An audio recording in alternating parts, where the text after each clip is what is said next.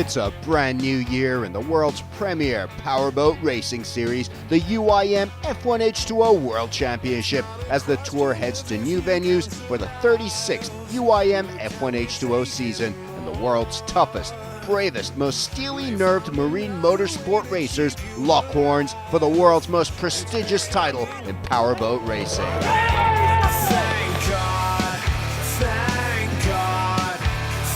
The 2019 season boasts an 8 Grand Prix calendar that will be raced in some of the most stunning locations around the world. Round 1 kicks off in the Middle East with Dammam, Saudi Arabia, for the first Grand Prix in the kingdom since 2004 and marking the 280th UIM F1H2O Grand Prix.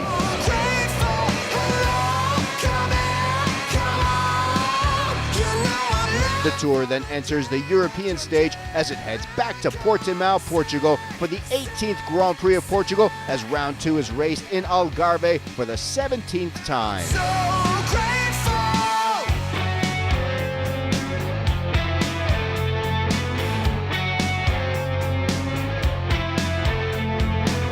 And if someone should find a miracle cure when all is said and done. Then round 3 is back in the idyllic spa resort of Evian for the 23rd Grand Prix of France, to be raced on the shores of Lac Léman for a 5th consecutive year. Thank God, thank God, thank God for more than medicine. I thank God, thank God, thank God for nothing. I know you're sick, you're sick, but if you can't. With a venue to be announced for round 4, the tour then continues with round 5 in another brand new location, Qingdao, China, the 12th city to host the UIM F1H2O event in the People's Republic, which will mark the 25th Grand Prix of China. Wind is my kill. I'm getting nervous. Just waiting here. I'm getting nervous. Just standing here. Between you and me, I'm getting The tour then heads back to Amaravati, India, which will host a 2nd consecutive Grand Prix for round 6.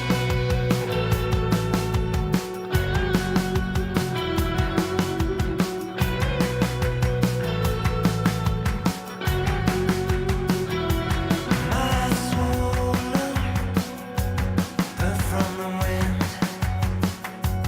The night is chosen, fight it can't win. I'm getting nervous, just waiting here. I'm getting nervous, just standing here. With another venue to be announced for round 7, the tour will return to its traditional season ender in Sharjah in the United Arab Emirates, where the 2019 season will be decided on the Khalid Lagoon, hosting the 20th Grand Prix of Sharjah.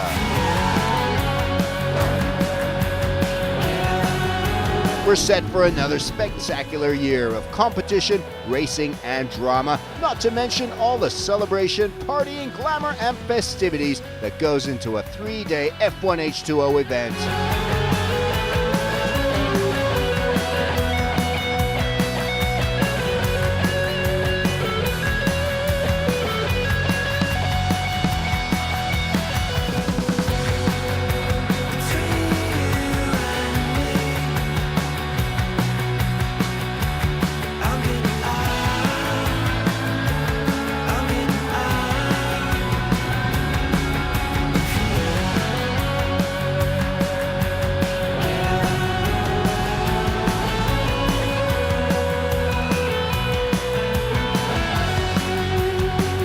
UIM F1H2O is not just a race, it's a lifestyle, as the year takes us around the globe to some of the most stunning locations, as tens of thousands watch live or from their channels across the globe to witness the intense spectacle that is F1H2O racing. Here's a rundown of the racing format and the outline of a 3-day UIM F1H2O Grand Prix.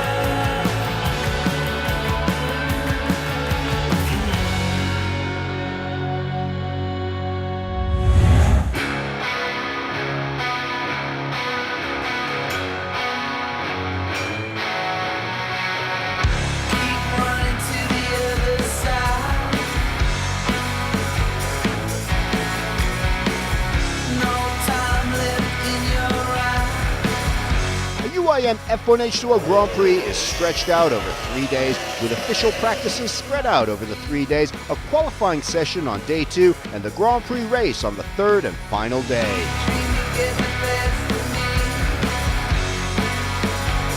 The official qualifying is typically a 3-tiered session with state-of-the-art timing equipment recording the performances of each boat to decide the final classification and starting positions.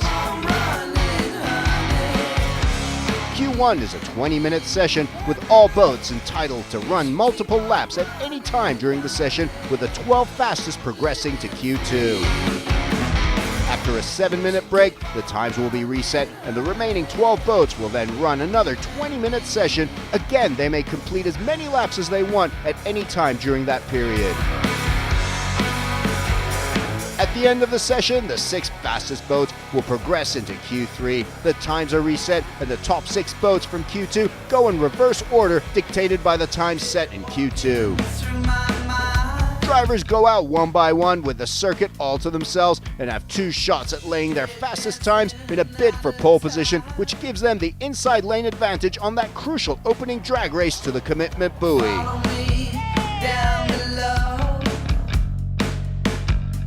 Once the starting lineups have been determined in the official qualifying, the teams are set for the multiple lap Grand Prix the next day, run over a minimum 35 minutes or a maximum 45 minutes.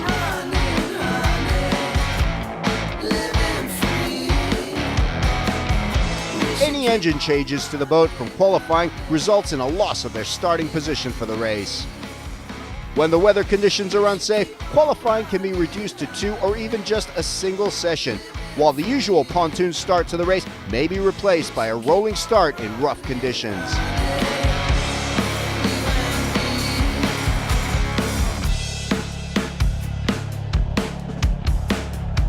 The Grand Prix winner earns a maximum 20 points, runners-up receive 15 points per race, 3rd place 12 points, then 9 for 4th, 7 for 5th, 5 for 6th, 4 for 7th, 3 for 8th, 2 points for 9th, and a point for 10th place. Grand Prix locations are usually held on lakes, rivers, protected bays, or inland waterways. Every race circuit is different in size, but are generally about 2,000 meters in distance. Each circuit has at least 1 long straightaway and several tight turns, mostly left with 1 or 2 right turns. The turns produce a G-force of up to 4.5 on the driver, which means his weight is multiplied 4.5 times as he makes a tight U-turn at over 100 miles per hour.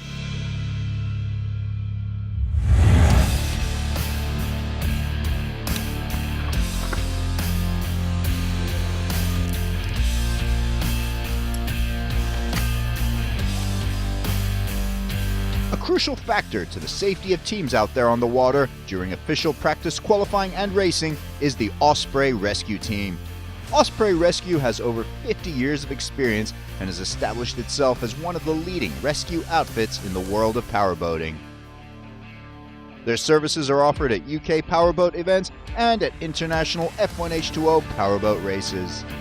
Before the formation of the rescue team and their introduction of new ways of working, it was usual for an injured driver or crewman to be pulled out of the water over the side of the rescue craft, a painful process that invited worsening the injury from the accident, especially to broken ribs, limbs, or back trauma.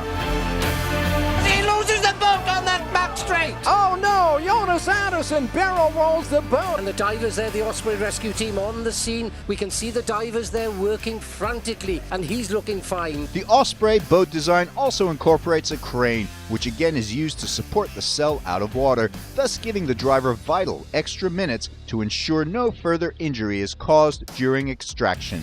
An advanced onboard medical kit allows Osprey to support ventilation and circulation of a severely injured pilot, while protecting the neck and spine with collars and longboard.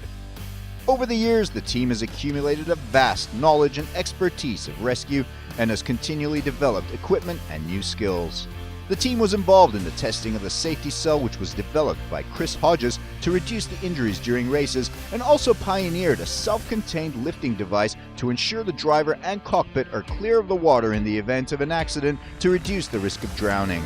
Many rescue teams use the Osprey boat design and methods. No rescue is ever quite the same as another, and the team has to react quickly, thinking on their feet at every incident. Osprey Rescue has proved a vital and game-changing addition to powerboat racing in general, and F1H2O in particular.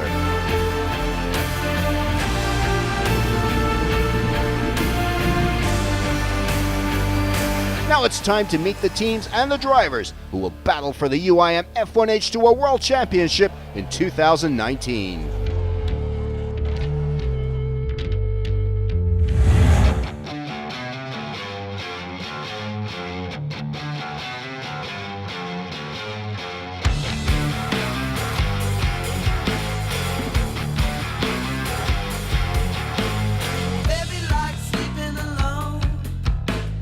Nine teams and 18 drivers representing 12 countries line up in 2019, and the cast this season is loaded with champions, pole and Grand Prix winners, podium challengers, and an abundance of experience and talent. Of the 18, 3 are multiple champions and boast 9 titles between them. Alex Carella with 4, Philip Schiapp 3, Sami Celio 2, whilst 9 of the School of 2019 are Grand Prix winners and amongst 12 who have made it onto the second and third steps of the podium. All eyes will no doubt be on last year's team and driver champions, Team Abu Dhabi. They are the team to beat, having won an astounding 6 out of 7 pole and race wins last year. 2018 world champion. No one can ever take that away.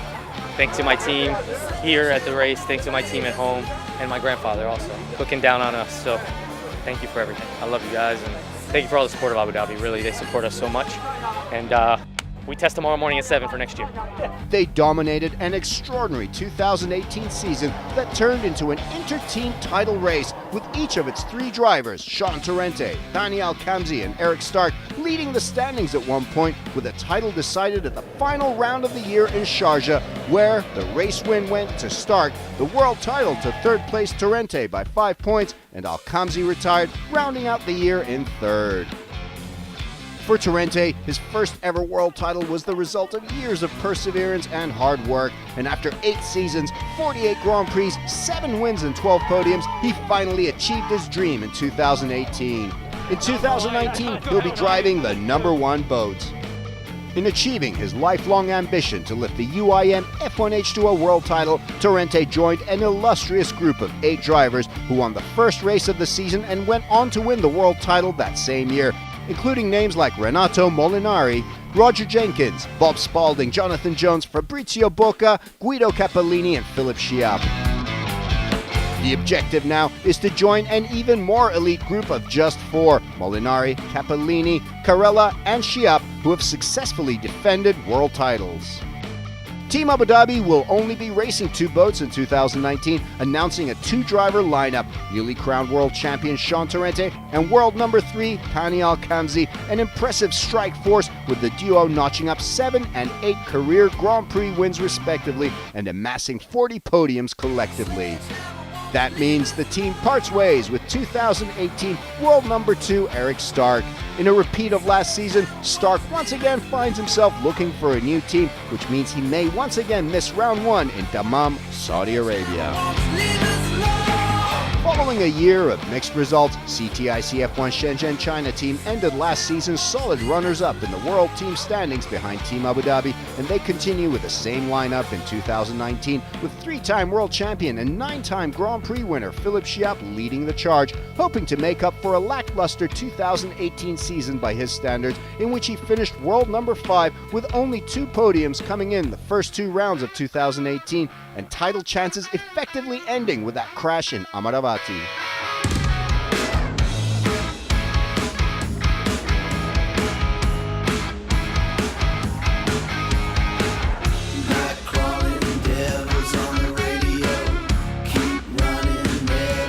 But Schiapp's teammate Peter Marin had an outstanding year as he seeks to build on 2 fourth-place qualifying outings, picking up 2 podiums and 3 top 5 finishes to indicate a possible changing of the guard inside the team as he finished the year in 4th overall in the championship standings and a place ahead of his teammate.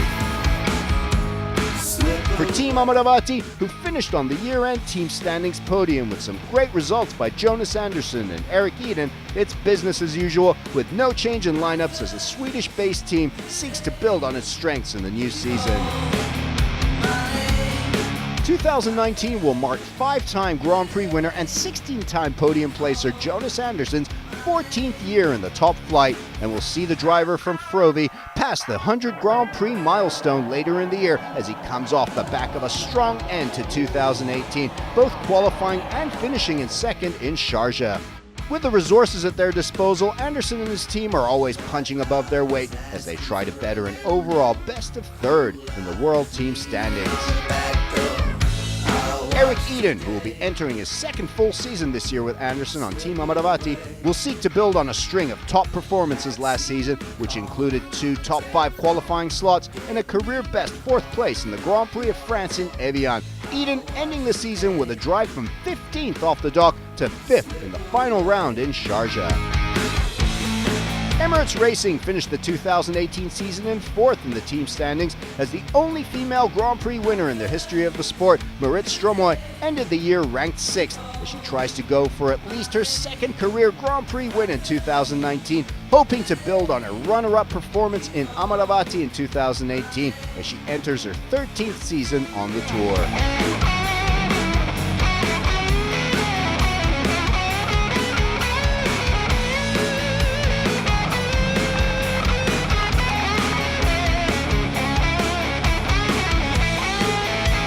The Norwegian driver is racing once again alongside Polish driver Bartek Marszalek, who has on occasion shown he has the pace and is capable of qualifying in the top 3 and challenging the lead runners, but engine issues in recent seasons have hampered his progress.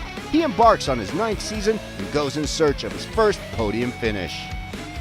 2-time world champion Sami Seljo sets out on his bid for a 3rd title with backing from the Emirate of Sharjah after signing a multi-year cooperation agreement with Sharjah International Marine Sports Club, and for the 8th year will be partnered by fellow Finnish countryman Philip Roms in the rebranded Sharjah team. The significant backing by SIMSC is a major boost for the Finnish driver, who has an impressive CV with 13 wins and a further 34 podiums to his credit, making him the leading points scorer of the current crop of drivers, having topped the 1,000 points mark last season. Good luck, Sami! Welcome in my life. Although he and the team have endured a frustrating run and dip in performances and results from mid-season 2017 to 2018, both he and Roms turned it around and found form in the closing stages of last year, Seljo grabbing a podium in Abu Dhabi and qualifying in the top 3 in Sharjah, Roms putting together a 3-race run finishing in the points. Roms is still one of the youngest drivers at 25 after being the youngest driver to join the Tour and score points at 18 in 2012 in Qatar, and he's the youngest to podium at 21 in 2015 in France. His best ever career showing was 2016 when he picked up his 2nd podium with 2nd place in Evian, France, qualifying in P2 in Harbin in China and finishing the year in 6th overall. Maverick F1 Racing's Cedric Deguine starts his 3rd consecutive full term in the championship following his debut in 2004 and 2 cameo appearances at the Grand Prix of France in 2015, achieving a career best finish there in 2016, finishing 4th. He's joined by fellow Frenchman Béranger Robard, who makes just his 2nd start following a solitary debut outing in France in 2017. Looking to put a tough season behind them and start afresh is no doubt Victory Team. The legendary Dubai-based team struggled in 2018 as defending 2017 world champion Alex Carella only managed to complete 1 race, while Ahmed Al-Hamali failed to get a podium all year. Al-Hamali is a determined racer, qualifying on pole 10 times, winning 7 times with 12 further podium finishes, and last season battled to 5 straight points finishes before a big crash in Abu Dhabi in qualifying forced him out of the final 2 races. Four-time world champion Alex Carella has one of the most impressive records in the championship, having been the youngest driver at 25 to start from pole and win a race, and the youngest at 26 to win the world title. From 58 starts, he has finished on the podium 30 times, winning 15. Led by four-time world champion Scott Gilman, Victory will be looking to achieve the results they look like they deserve on paper. Italy's Francesco Cantando is the most experienced driver on the tour and starts his 24th season and is joined at Blaze Performance by American Greg Foster. The Italian is the second highest point scorer on the tour with 12 Grand Prix victories and 30 podium finishes from his 176 starts, and has finished runner-up in the title race on 3 occasions. Last season, the development of his latest generation Blaze boat showed a marked progress, with Cantando delivering a string of strong performances, posting a top 4 slot in qualifying and 2 top 5 finishes, and further progress at the same pace could see him challenging for podiums in 2019. His new teammate Foster from Anaheim Hills, California, is highly regarded and one of the most experienced racers on the North American circuit, ranking 5th all-time with 15 victories from 73 starts, having been competing most recently with Dillard Racing.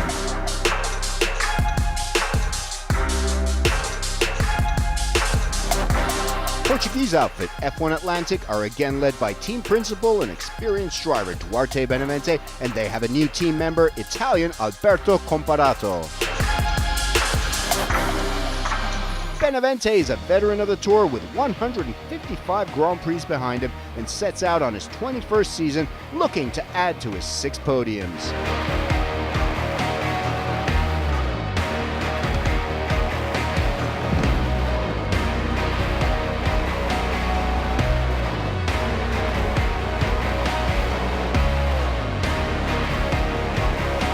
It's going to be yet another riveting season, so sit back, buckle up, and enjoy the ride.